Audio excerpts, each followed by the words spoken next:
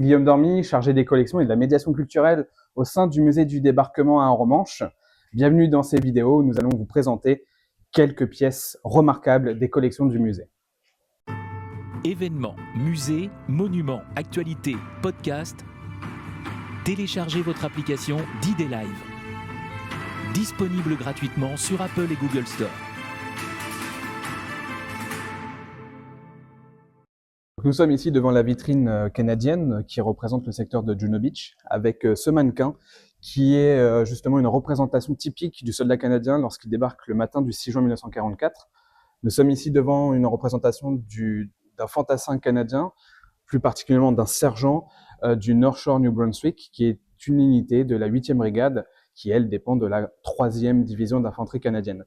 Alors lorsqu'on regarde ici la silhouette du mannequin, c'est vraiment à peu près identique à celle d'un soldat britannique, à quelques différences. Les soldats canadiens, le 6 juin 1944, portent aussi des bottes d'assaut. Ces brodequins, ces chaussures bien spécifiques qui ont été conçues pour justement cette grande opération amphibie. Ça permet d'avoir un meilleur maintien de la cheville, d'avoir une meilleure aisance et notamment d'enlever les guêtres qui, elles, faisaient perdre du temps ou du moins n'étaient plus vraiment aussi modernes que justement ces bottes d'assaut.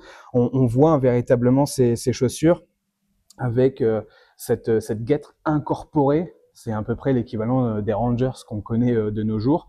Véritablement déjà une évolution dans l'uniformologie alliée, notamment ici chez les Canadiens. Alors les Canadiens aussi sont reconnaissables, notamment par le port du casque qu'on appelle le casque tortue, le MK3. Tous ne le portaient pas, mais une grande partie le portait. C'est ce casque que nous voyons ici, avec ces toiles de jute, ce filet de camouflage pour se dissimuler et briser les lignes. Et enfin, sur ce mannequin, qui est véritablement une représentation du soldat canadien le 6 juin, on remarque aussi ce gilet d'assaut. Alors le gilet d'assaut, lui aussi, c'est un esprit un peu plus moderne. Ça évite d'avoir tout le brelage avec tous les différents équipements assemblés les uns aux autres. Là, en fait, c'est juste une veste qui comprend l'ensemble des éléments nécessaires. Les pochettes à munitions, les pochettes pour la gourde, les pochettes pour la pelle. Véritablement, c'est très moderne pour l'époque. Ça a été produit en petite quantité.